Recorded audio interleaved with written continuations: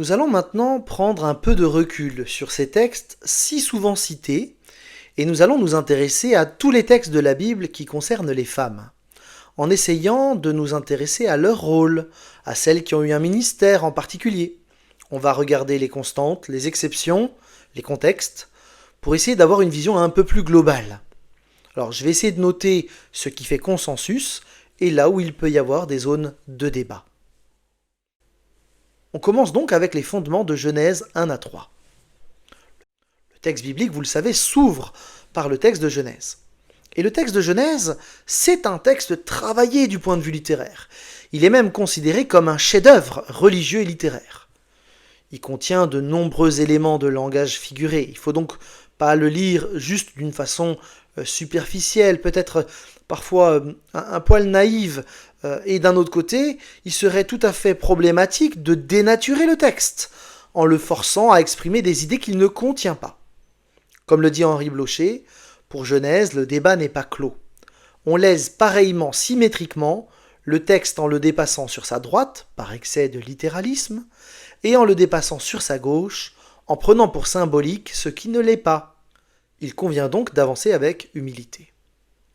Dans ce texte travaillé, la première mention d'un homme se trouve en Genèse 1. Genèse 1, verset 26. Puis Dieu dit « Faisons l'homme à notre image, selon notre ressemblance, et qu'il domine sur les poissons de la mer, sur les oiseaux du ciel, sur le bétail, sur toute la terre et sur tous les reptiles qui rampent sur la terre. » Cet homme du verset 26 est un humain, et pas simplement un homme masculin.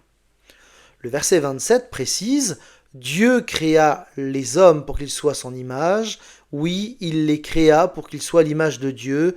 Il les créa hommes et femmes. » On a des versions très mot à mot, des Bibles littérales qui traduisent « Dieu créa l'homme à son image. Il le créa à l'image de Dieu. Il les créa mâle et femelle. » Donc on a une sorte de jeu dans ce mot de l'humain. Il y a du symbolisme dans ce texte, pour le dire autrement. Cet homme de Genèse 1, c'est un homme dans le sens d'humanité, pas dans le sens masculin. Là, tout le monde est d'accord. Le Adam de Genèse 1, c'est pas un prénom, mais un nom commun, qui peut se traduire par l'humain, littéralement le glébeux, dit Chouraki, celui qui est fait de l'adama, l'argile en hébreu. Et donc on pourrait traduire, pour bien rendre le sens, celui qui est fait à partir de la terre. Je crois que la meilleure traduction, ce serait le terrien. Dieu créa le terrien, homme et femme, il le créa.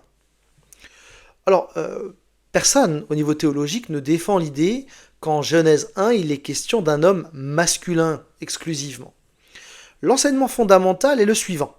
Lorsque Dieu crée l'humanité, l'Adam, en sa propre image, il la crée masculine et féminine.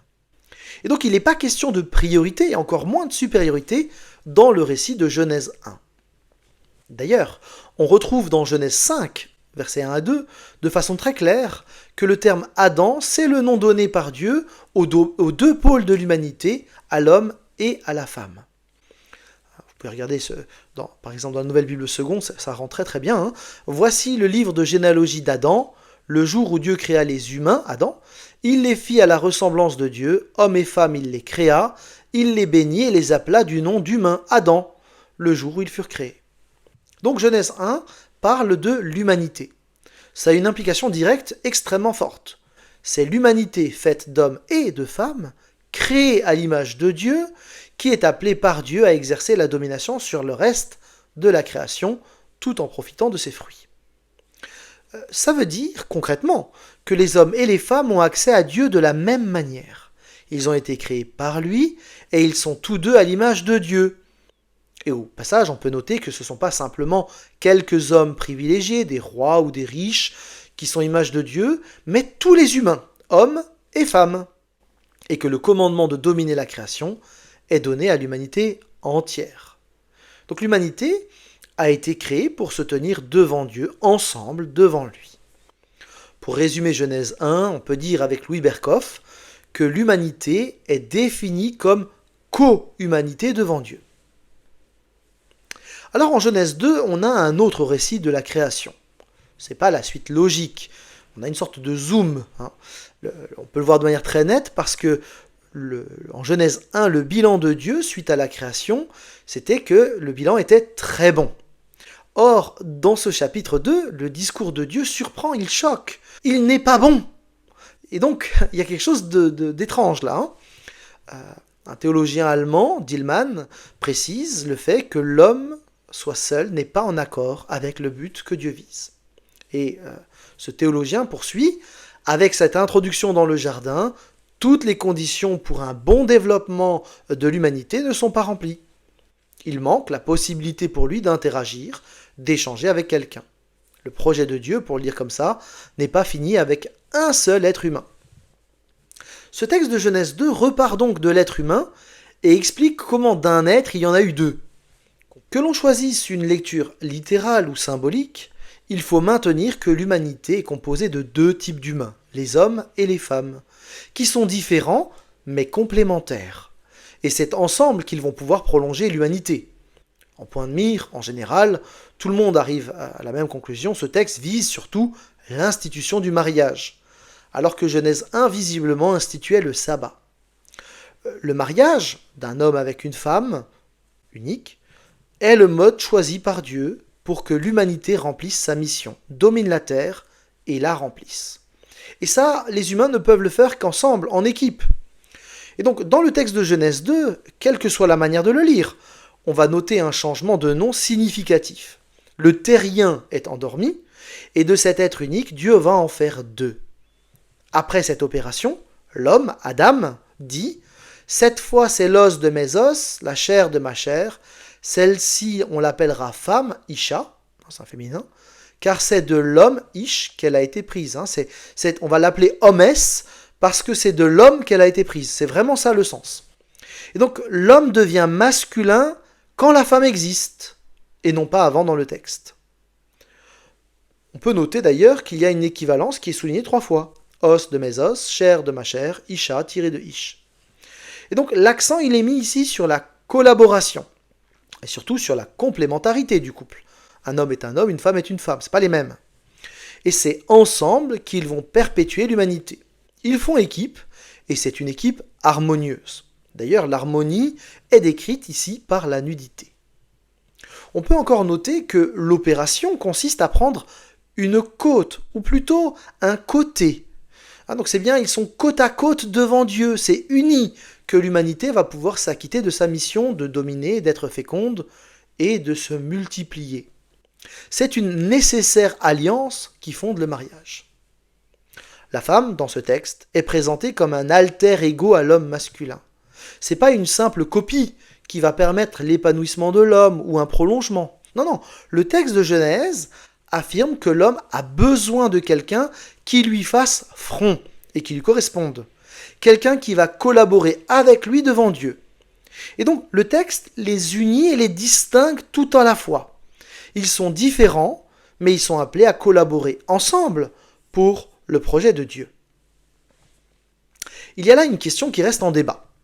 Certains disent que Adam en Genèse 2 était masculin, et donc il a été créé d'abord, et que par ailleurs c'est à lui qu'a été donnée la responsabilité de nommer les animaux.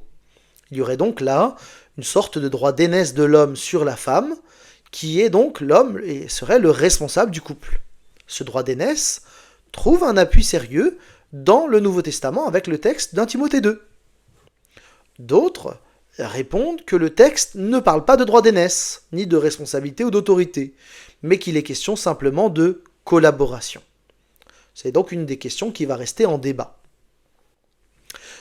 Peut-être rapidement un focus sur le fait que la femme est présentée comme une aide.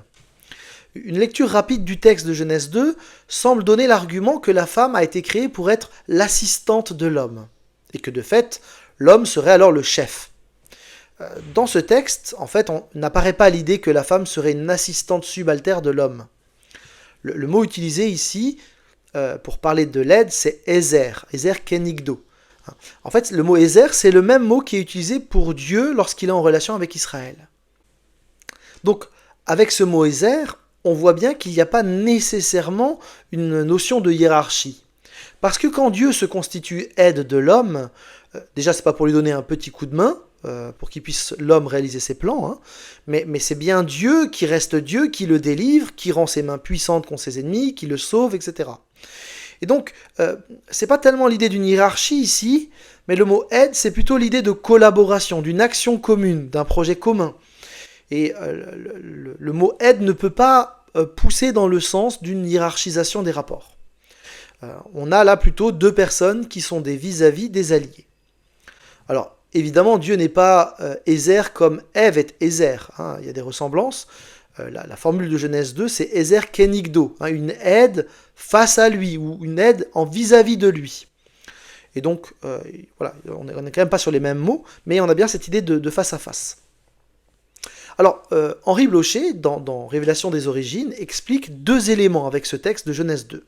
D'abord, l'égalité des deux, et ensuite, la relation particulière, que Ève ne complète pas les manques d'Adam, mais elle est présentée ici plutôt comme une partenaire indispensable. Pour le dire autrement, il manque quelque chose à Adam pour être humanité. Il faut un vis-à-vis dans la différenciation. C'est donc à la fois la femme une vis-à-vis en égalité, mais elle n'est pas identique. Elle a sa spécificité propre et sa valeur propre. Donc, comprenez-moi bien, il ne s'agit pas d'une assistante, mais la femme est une aide dont l'homme a nécessairement besoin. Une aide sans laquelle il ne peut pas arriver au bout de ses responsabilités. Une aide essentielle. Et l'inverse est vrai aussi. On peut l'illustrer très facilement en fait. L'homme ne peut pas se multiplier seul. La différenciation sexuelle est voulue de Dieu. Et donc ce texte ne permet pas d'établir une hiérarchie dans le couple avec cette idée d'aide. C'est au contraire la collaboration qui ressort, avec une idée de complémentarité. C'est ensemble qu'ils vont agir. En fait, la question qui reste en suspens, et c'est celle qui fait débat, c'est de savoir s'il y a un droit d'aînesse de l'homme, et du coup, s'il y a droit d'aînesse, quelles sont ensuite les implications. Ça, on va le voir par la suite. Les uns et les autres ne se positionnent pas de la même manière. En tout cas, on peut dire que Genèse 2 parle d'une collaboration pour la gloire de Dieu. Et peut-être que c'est la notion la plus importante à maintenir. Cette collaboration peut prendre des colorations différentes en fonction de son interprétation, mais il faut une nécessaire collaboration. Alors Claude Bécher pose une question pertinente à la lecture de ce texte. Il dit, est-ce que la femme créée comme aide en face serait devenue avec le temps et la dureté de nos cœurs une aide en dessous? C'est une question que je laisse à votre réflexion. En tout cas, les théologiens affirment que Genèse 1 enseigne l'égalité entre les sexes devant Dieu, et Genèse 2 insiste sur la complémentarité. Alors Alphonse Maillot résume les deux chapitres par une formule de maths. Dans Genèse 1, on a un humain qui est égal à 1 plus 1, et dans Genèse 2, on a un humain et un autre humain, une humaine, qui font une seule humanité. Donc on a bien une égalité qui est affirmée. Alors certains y voient une égalité totale, d'autres y voient une égalité de statut, mais avec un rôle spécifique pour le masculin. Mais ce qui est à souligner, c'est que la volonté primordiale de Dieu, c'est vraiment de les créer ensemble, semblables et différents, complets l'un par l'autre.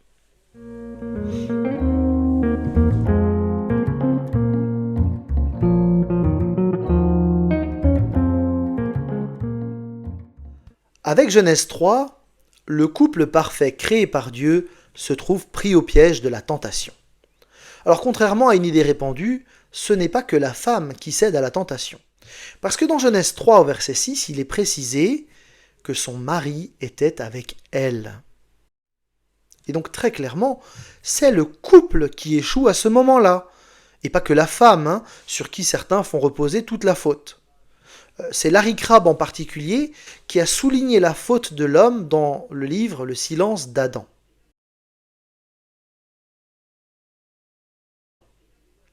Et tout le monde est d'accord pour dire que ce couple qui jusque-là était uni, qui vivait en harmonie, ce qui est illustré par Genèse 2,25, où les deux sont nus, eh bien cette harmonie va être brisée.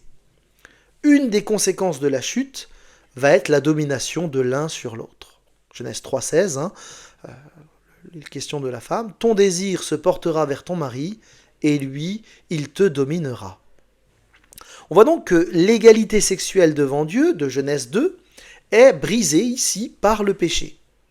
L'égalité sexuelle se fonde sur la création, dit John Stott, Elle a été pervertie par la chute, mais elle est restaurée par la rédemption qui remédie aux dégâts de la chute et rétablit la situation créationnelle. Alors pour le dire de manière très nette, l'enseignement clair sur Genèse 3, c'est que le péché va fausser les rapports hommes et femmes et va empêcher une collaboration pour la gloire de Dieu. Dieu voulait une harmonie, le péché l'a transformé en rapport de force. Le débat finalement porte sur le fait de savoir si l'homme avait ou non une responsabilité particulière ou une autorité spécifique avant la chute. Il y a donc plusieurs options qui sont défendues sur ce texte de Genèse. Pour certains, il n'y a pas de primogéniture. C'est un texte symbolique, on a donc un homme et une femme qui sont parfaitement égaux. Pour d'autres, il y a bien une primogéniture, mais ça n'a pas d'impact particulier. En général, les défenseurs de cette thèse expliquent qu'au départ, l'homme et la femme étaient dans un rapport d'égalité harmonieux et que c'était ça l'ordre créationnel. Et que la notion d'autorité est une conséquence de la chute, une perversion de l'ordre créationnel. Avant, il y avait juste égalité et harmonie.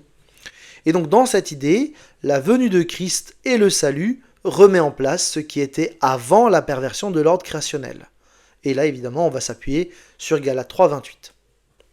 Pour d'autres, il y a une primogéniture qui implique l'autorité des hommes en tout. Et donc c'est souvent dans cette optique que va être utilisé le thème de l'ordre créationnel. Alors évidemment, c'est contesté par les autres. Mais cette idée de l'ordre créationnel, eh bien, elle va être appuyée par 1 Corinthiens 11 et 1 Corinthiens 14, tout spécifiquement. Pour d'autres encore, cette primogéniture implique l'autorité des hommes dans le couple et donc dans l'Église, avec des variations multiples. Si vous voulez, c'est une version amoindrie de l'ordre créationnel pur et dur. Les gens ne le savent pas, mais c'est souvent une érosion de l'ordre créationnel. Et du coup, ça fait des concessions au contexte moderne, tout en voulant garder un conservatisme assez marqué. Alors les conséquences peuvent être variées. Pour certains, ça implique un anciennat exclusivement masculin. Pour d'autres, ça implique un enseignement exclusivement masculin. Pour d'autres, ça implique des responsabilités spécifiques pour les hommes, par exemple la distribution de la scène. Et pour d'autres, enfin, ça va même jusqu'au silence de la femme dans l'Église. Et donc, selon ce qu'on veut dire, on va s'appuyer sur 1 Timothée 2, sur les textes avec les anciens qui sont des hommes uniquement, on va citer des disciples, etc. Donc, on va injecter d'autres éléments, mais dans toutes les interprétations, on fait ça. Pour d'autres, enfin, cette primogéniture implique uniquement l'autorité dans le cadre du couple marié. Et donc, pour ceux qui défendent cette interprétation, c'est dans le cadre du mariage, et uniquement dans le cadre du mariage dont parle Genèse 2, que le mari a autorité sur sa femme. Alors ça implique dans ce cas-là un ordre dans le couple, mais que dans le couple. La femme célibataire, par exemple, n'a pas à se soumettre à tous les hommes de l'Église, mais elle peut choisir, si elle le souhaite et avec qui elle le souhaite, de se mettre sous l'autorité d'un homme qui deviendra son mari, avec qui elle décide de collaborer pour la gloire de Dieu. L'autorité du mari est donc pas créationnelle ici, mais institutionnelle. C'est-à-dire que cette autorité n'est valable que dans le cadre de l'institution du mariage, et qu'on ne peut pas appliquer cette autorité institutionnelle à toutes les sphères de la vie, y compris l'Église. Alors là, on va retrouver certaines interprétations des textes d'Éphésiens 5 ou de 1 Pierre, qui sont consacrés à la vie des couples, une vie transformée par Christ, où la relation de couple doit refléter quelque chose de l'amour de Dieu. Donc vous comprenez que là, on a de nouveau 5 grandes options, 5 grandes variations, et vous avez bien compris qu'à chaque fois, on est dans la caricature, puisqu'il y a beaucoup plus de subtilité et de variations, mais on fait une introduction. Mais du coup, on a 5 variations ici autour de la question de l'autorité en Genèse 2 et 3. En réalité, ces variations, elles vont se combiner avec toutes les nuances qu'on a vues précédemment sur les textes principaux qu'on utilise en général. 1 Corinthiens, 1 Timothée 2 et Galates 3.